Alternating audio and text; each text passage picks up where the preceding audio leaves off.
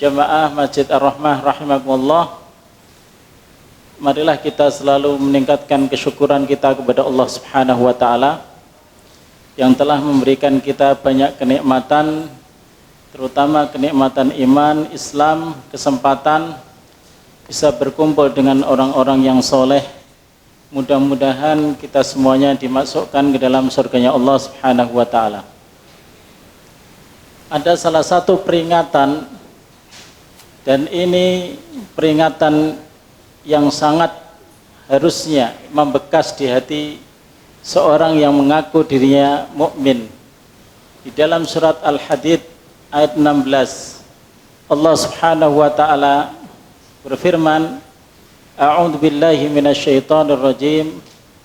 Alam ya'ni lilladzina amanu an takhsha'a qulubuhum li dzikrillah wa ma nazala minal haqqi wa la yakunu kalladzina utul kitaba min qabl fatala 'alaihimul amad faqasat qulubuhum wa katsirum minhum fasiqun. Apakah belum saatnya bagi orang-orang yang beriman hati mereka khusyuk untuk mengingat Allah dan khusyuk terhadap kebenaran yang Allah turunkan?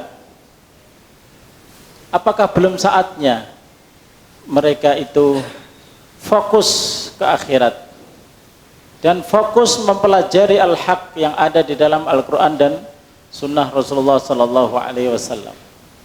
Janganlah mereka seperti orang-orang yang diberikan kitab, yaitu Yahudi dan Nasrani. Telah lama mereka dalam kelalaian, kemudian mereka mempunyai hati yang keras, dan banyak dari mereka adalah orang-orang yang keluar dari ketaatan. Jamaah sekalian rahimakumullah, terutama yang sudah umurnya 40, harusnya sudah harus fokus, karena kalau sudah umur 40, kata Masruq rahimahullah, itu adalah umur di mana sudah tidak ada lagi yang namanya udur, bermain-main lagi, udur, tidak fokus untuk beribadah, tidak ada lagi udur untuk hal-hal yang melalaikan. Jamaah sekalian rahimakumullah. Dan nanti puncaknya adalah umur 60. Dalam hadis riwayat Bukhari, Rasulullah sallallahu alaihi wasallam bersabda, a'darallahu li rajulin atau ilam ri'in balagha umruhu sittina sanah. Jadi jamaah sekalian rahimakumullah, Allah sudah cukup memberikan udzur kepada orang yang umurnya sudah 60 tahun. Jadi masa-masa giat ibadah itu antara 40 sampai 60 tahun. Ya. Kalau sudah lewat 60 tahun sudah nggak bisa maksimal karena kondisi fisik udurnya banyak sekali nanti setelah umur 60 tahun.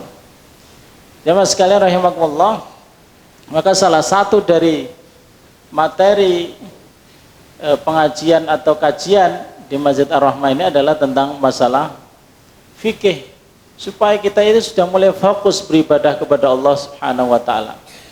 Jangan lalai lagi, jangan sampai kita apalagi disibukkan dengan mikir dunia 24 jam. Bagaimana bisnis saya supaya maju, bagaimana rumah saya supaya besar, bagaimana semua yang dipikirkan dalam benaknya adalah dunia. Jamaah sekalian rahimakumullah, dan insya Allah saya diamanai untuk membahas fikih tematik. Tapi sebelum kita belajar fikih, saya akan menyampaikan tentang kaidah-kaidah fikih yang harus juga difahami oleh seorang muslim, di mana kaidah-kaidah fikih yang paling umum itu jumlahnya 5, yang paling besar itu jumlahnya 5. Pada kesempatan siang hari ini saya sampaikan satu dulu.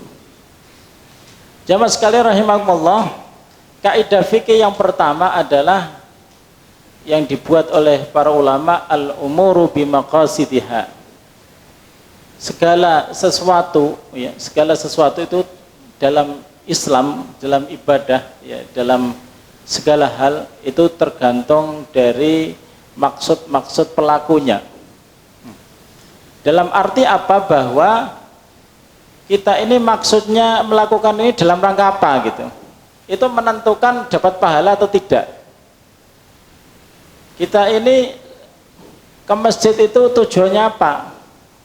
Untuk dapat makan atau untuk memang sengaja sholat berjamaah ditambah niat-niat yang lain, karena niat-niat itu bisa ditumpuk banyak, bisa diperbanyak.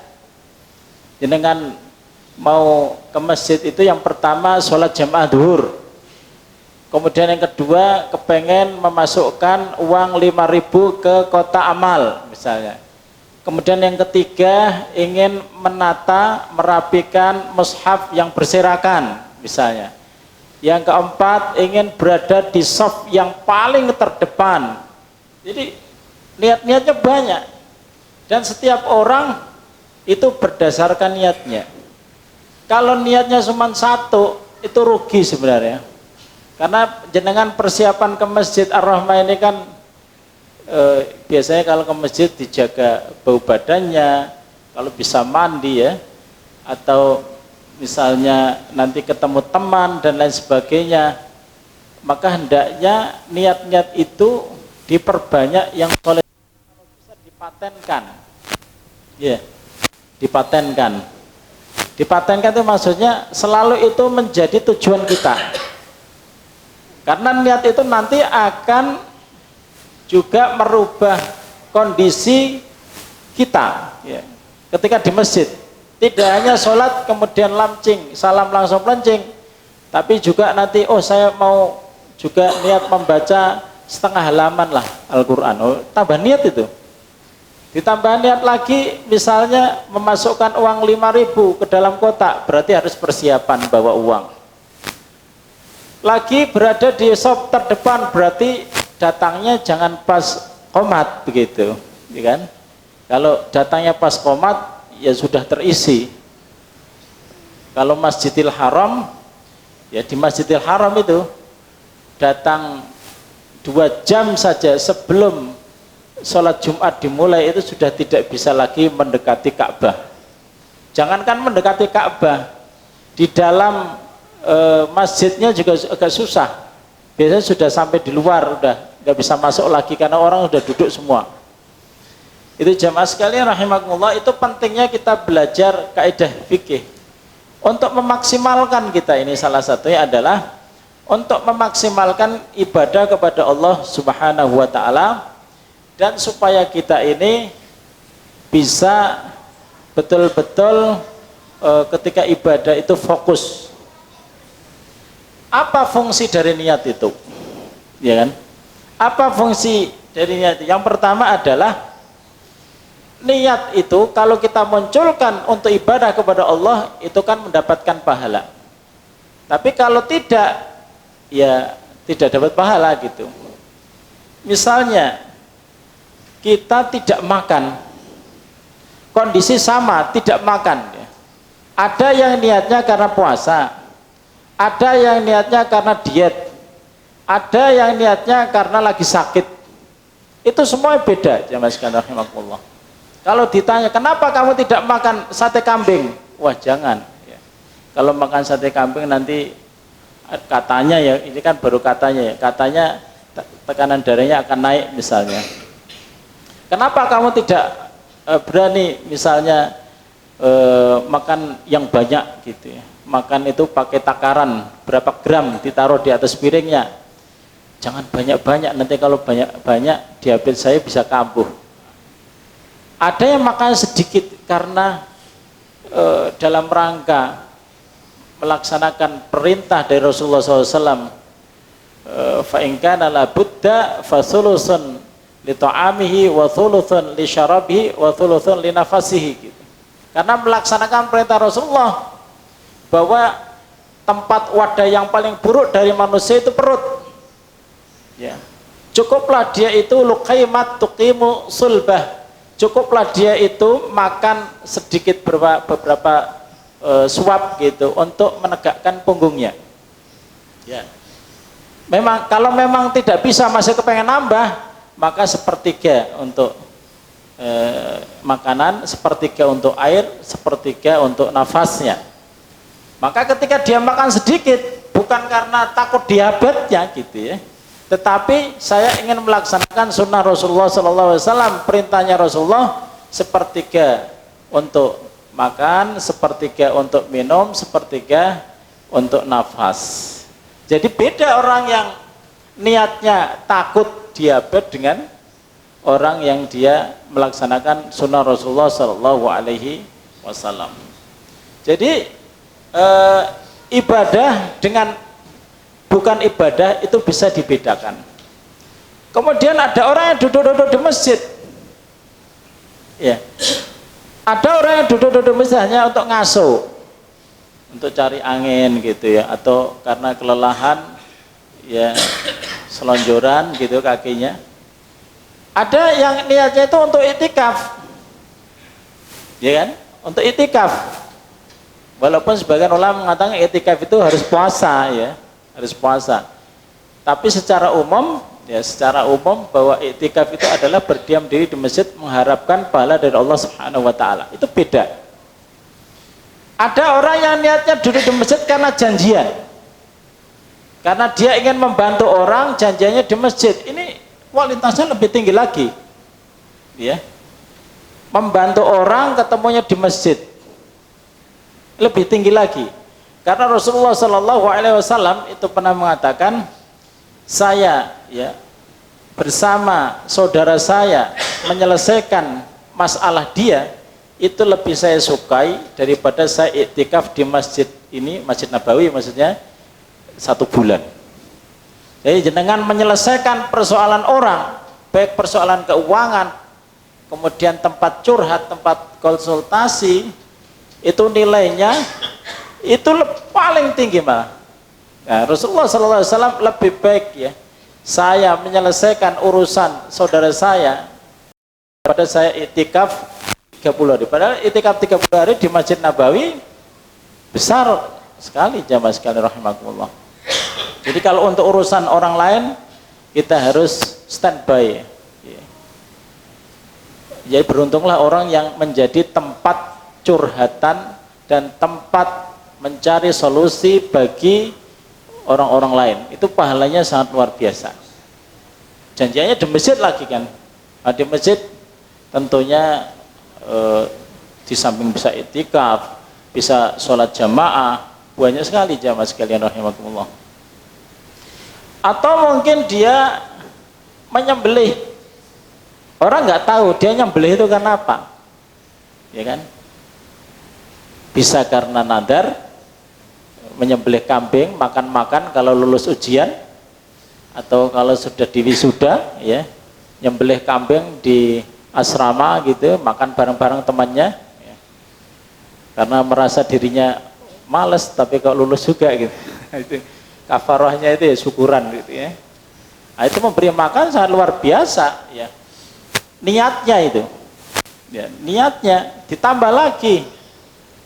Karena apa? Ditambah lagi. Pokoknya dicari aja niat yang baik gitu. Jangan, makanya boleh kadang yang namanya tasyrikun niyah, menggabungkan niat itu boleh. Menggabungkan niat itu boleh. Bahkan di dalam ibadah. Misalnya qabliyah duhur dengan tahiyatul masjid. Apakah boleh niat dua tapi satu perbuatan, dua-duanya bisa terlaksana dengan satu perbuatan ya. Qabliyah duhur misalnya dengan tahiyatul masjid itu boleh, bisa jadi satu karena dua-duanya bisa terlaksana. Puasa Senin Kamis qadha misalnya, jadi melaksanakan puasa, mengqadha puasa pada Senin Kamis itu kan dua pahalanya. Pertama puasa qadha itu sendiri, yang kedua adalah Senin Kamisnya itu kan juga disunahkan puasa, itu boleh. Itu namanya tasyrikun niyah. Karena dua-duanya itu bisa digabungkan dalam satu waktu. Tapi kalau begini, tadi kan qobliyah zuhur dengan tahiyatul masjid bisa jadi satu ya. Kalau dilaksanakan sendiri-sendiri gimana? Tahiyatul masjid dulu, harusnya ya tahiyatul masjid dulu, karena sholat tahiyatul masjid itu adalah yang dilaksanakan sebelum duduk. Lah kalau qobliyah dulu baru tahiyatul masjid, kan sudah duduk tadi itu. Ah gitu. Apakah itu boleh dilakukan sendiri-sendiri? Boleh. Semakin banyak rukuk, semakin banyak sujud, tentunya itu lebih banyak pahalanya. Sebagaimana seorang sahabat ketika ditanya oleh Rasulullah SAW, ya Rasulullah, atau Rasulullah bertanya kepada dia, salni, mintalah kamu kepada saya. Jadi Rasulullah SAW ngomong begitu kepada sahabat. Sahabat itu bilang, ya Rasulullah, saya ingin menemani kamu di surga. Maka Rasulullah SAW bilang, inni ala nafsika bikathratis sujud. Kalau begitu, kalau kamu ingin menemani saya di surga, perbanyaklah rukuk dan sujud. Artinya perbanyak sholat. Semakin banyak sholatnya, semakin bagus. Yang wajib dilaksanakan dengan baik, yang sunnah apalagi dilaksanakan dengan baik juga. Itu sangat luar biasa. Gitu. Jamaah sekalian rahimakumullah. Jadi perbanyaklah niat dalam satu perbuatan yang bisa ya. Ada yang nggak bisa. Seperti apa misalnya? Kalau itu sama-sama jenisnya tapi ada beberapa bagian. Satu ibadah tapi bagiannya ada beberapa. Misalnya gini, sholat malam misalnya 11 rakaat. Nah, yang 8 itu kan 2. Tidak boleh saya sholat 2 rakaat saja saya niatkan yang lain. Artinya 2 tok, niatnya 8, nggak boleh. Karena di dalam satu ibadah ada beberapa bagian. Ya, kayak begini. Atau misalnya yang namanya sholat witir, itu kan ganjil. Ada 1, ada 3, ada 5, ada 7, ada 9, kan begitu ya. Ya, bahkan ada yang 11. Ya. Kemudian saya 1 rakaat aja saya niatkan 11, ya nggak bisa. Ya. Karena dalam satu ibadah, ya mas sekalian rahimakumullah. Jadi perbanyak niat ini. Saya ajari untuk memperbanyak niat. Kalau jenengan pulang kampung, Pak, itu niatnya diperbanyak. Jangan hanya ingin ketemu ibu tok. Iya, ketemu ibu itu sudah cukup besar pahalanya. Ditambah lagi, Pak, apa itu? Menjalin silaturahim dengan tetangga, dengan kerabat. Sehingga nanti jenengan itu tidak hanya tengok-tengok di rumah tok gitu, ya, mudik kok di rumah tok, tapi jenengan nanti keliling berdasarkan yang ada tadi. Ditambah lagi apa? Monggo ditambah, dipikirkan lah. Pokoknya amalan-amalan soleh itu dikumpulkan yang banyak biar pahalanya itu bisa banyak. Itu yang pertama. Jadi fungsi dari niat itu untuk membedakan ibadah dan bukan ibadah. Kemudian yang kedua, fungsi niat itu adalah untuk membedakan ibadah yang satu dengan ibadah yang lain. Kadang kita mengira dia sholat tahiyatul masjid, padahal dia sholat qobliyah misalnya. Kita kira dia itu sholat isya, ternyata sholat ba'diyah misalnya. Seringnya kan begitu. Nah, karena kita tidak tahu apa yang dia niatkan di dalam hatinya. Makanya seseorang itu kalau sudah Allahu Akbar, itu harus sudah ditentukan. Kamu itu mau melakukan apa gitu. Jangan Allahu Akbar sholat isya. Nanti kemudian ingat, loh, saya tadi itu belum sholat maghrib. Akhirnya diubah di tengah, itu nggak boleh. Diubah di tengah niatnya itu. Itu tidak boleh. Atau misalnya mau sholat qobliyah subuh, ternyata sudah qomat. Mas, sekalian aja saya ubah niatnya, saya ubah subuh ikut imam. Tidak boleh ya. Berubah jenis ibadah itu tidak boleh. Merubah jenis ibadah ketika dia sudah mulai melakukan ibadah tertentu itu tidak boleh. Makanya jamaah sekalian rahimakumullah, sebagai seorang muslim, niat itu sangat penting ya. Niat itu sangat penting sehingga betul-betul lintasan hati, karena niat itu kan getaran dan lintasan hati ya. Bukan lafal loh Pak, niat itu bukan lafalnya, tapi apa yang ada di sini. Tentang hukum melafalkan niat ya, dalam madhab Syafi'i khususnya itu dibolehkan ya, dibolehkan. Kalau salah antara hati dan lafal, ini tadi misalnya kan harusnya usolli fardot duhri kan gitu ya. Ternyata di lisannya itu usolli fardol asri, yang dianggap di dalam syariat itu adalah apa yang ada di dalam hatinya, bukan yang dilafalkan. Apalagi yang dibaca itu bahasa Arab. Kalau ditanya pelafalan niat itu kan tidak harus pakai bahasa Arab Pak sebenarnya. Kalau kita ini ya bedah ya, apakah harus pakai usolli? Tidak. Yang namanya pelafalan niat fungsinya itu di dalam madhab Syafi'i itu adalah untuk membantu. Makanya kalau ada niat kok bukan membantu tapi malah membuat rancu dan membuat bingung, ya nggak usah dibaca Pak. Baru ngapalin usolli lupa dia. Imam sudah alhamdulillahirabbil alamin, dia masih usolli apa tadi itu ya. Saya baru menghafal. Jadi tidak harus memakai bahasa Arab.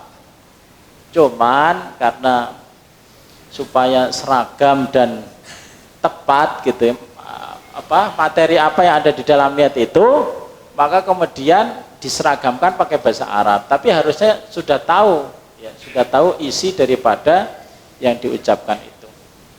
Kadang juga salah-salah Pak, yang namanya, saya itu kalau dulu waktu ngantar umroh itu sering ditanya kalau mampir masjid, Ustadz niatnya apa gitu. Terus Bapak ini nanti kira-kira sholatnya apa ini? Ya sholat duhur, ya udah sholat duhur aja. Nah, sholat jamak, sholat qashar, kalau kita menghafal banyak dari jenis sholat itu sering membingungkan ya.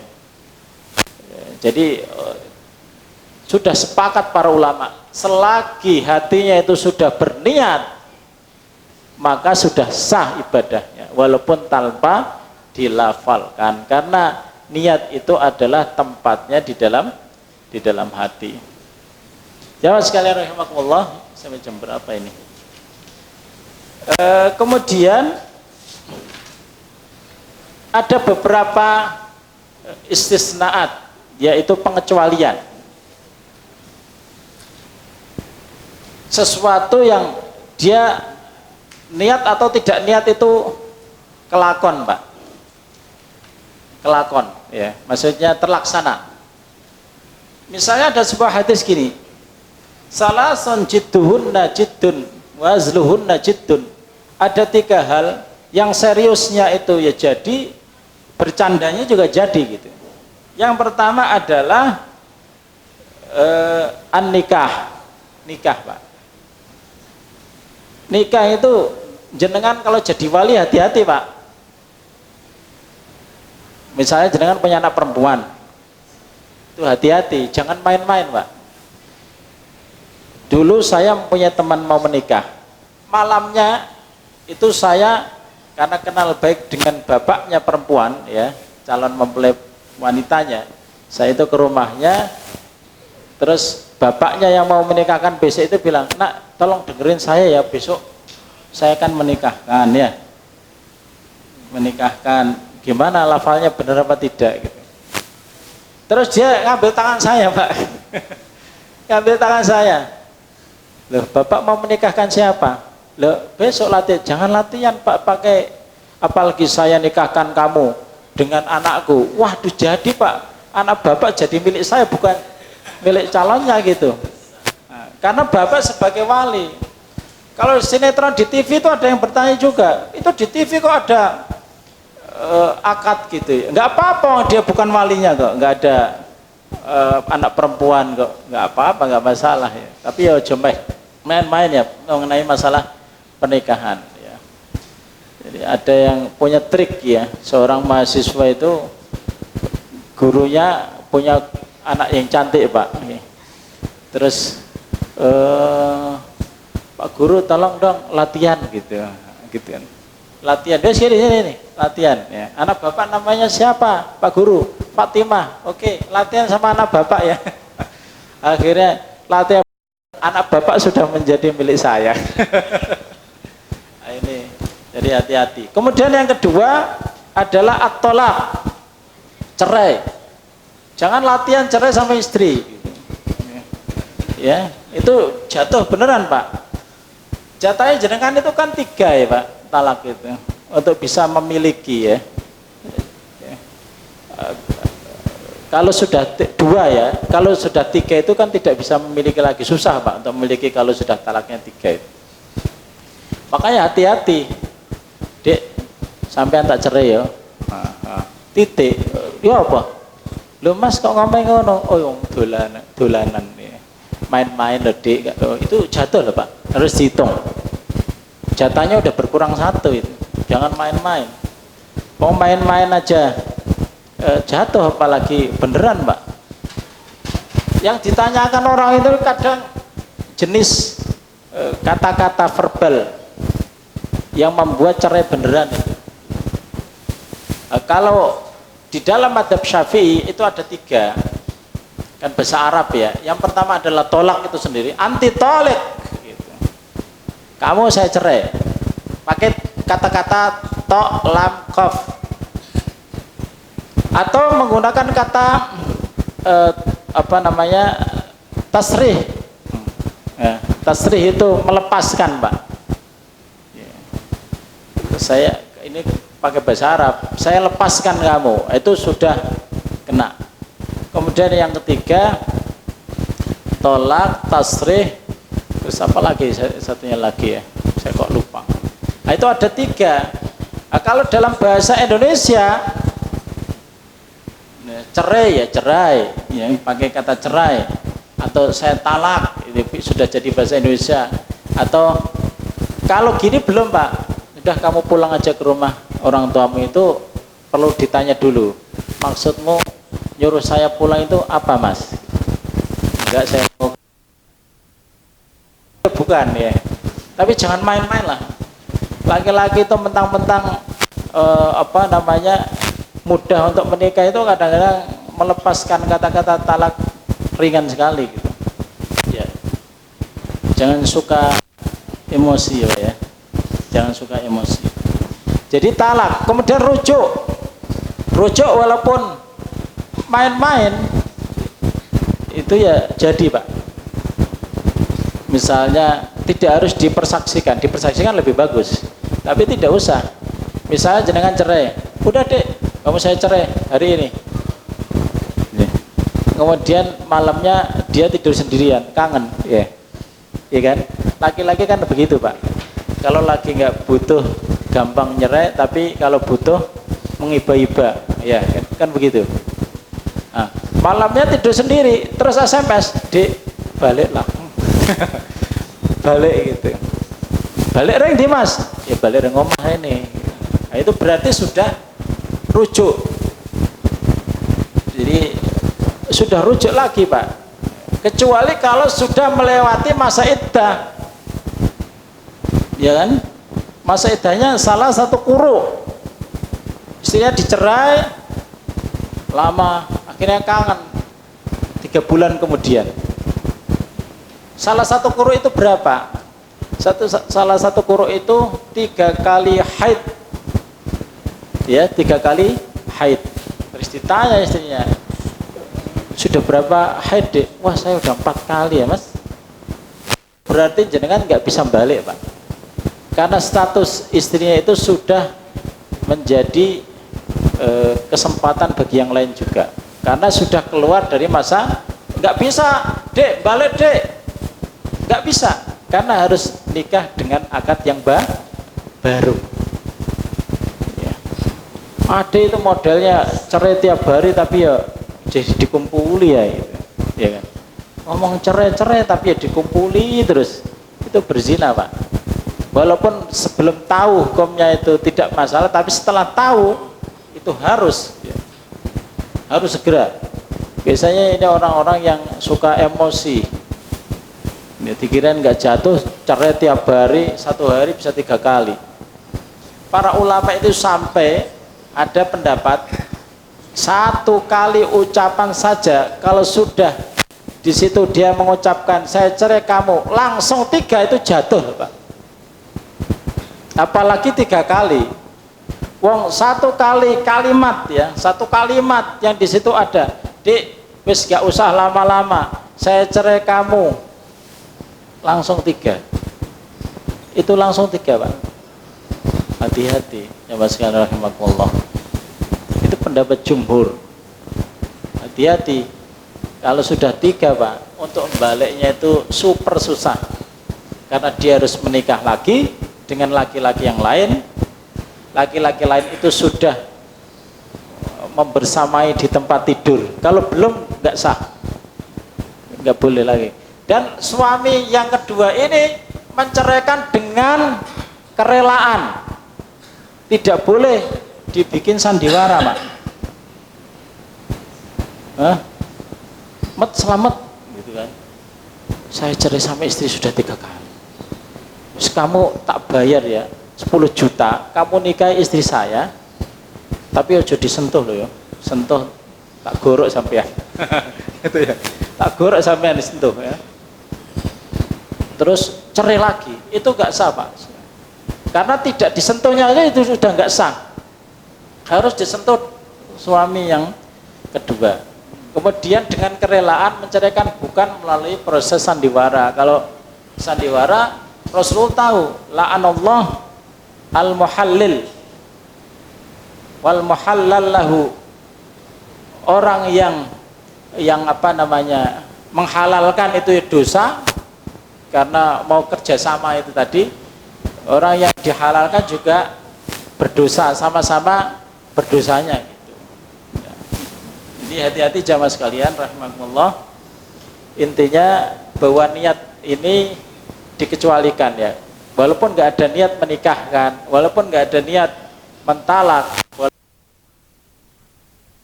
rujuk, cuman bercanda saja, itu sudah jatuh. Karena di dalam syariat, kenapa ada pengecualian? Karena ada dalil-dalil yang lain. Insya Allah cukup ya, karena sudah setengah jam. Insya Allah mudah-mudahan kajian pada siang hari ini bisa bermanfaat bagi kita semuanya. Aku qouli hadza wa astaghfirullahaladzim li wa lakum. Apa ada yang ingin disampaikan? Ada yang bertanya? Saya persilahkan.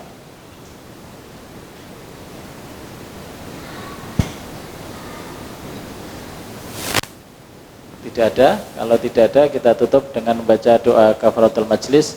Subhanakallahumma wa bihamdika asyhadu an la ilaha illa anta astaghfiruka wa atubu ilaik. Assalamualaikum warahmatullahi wabarakatuh.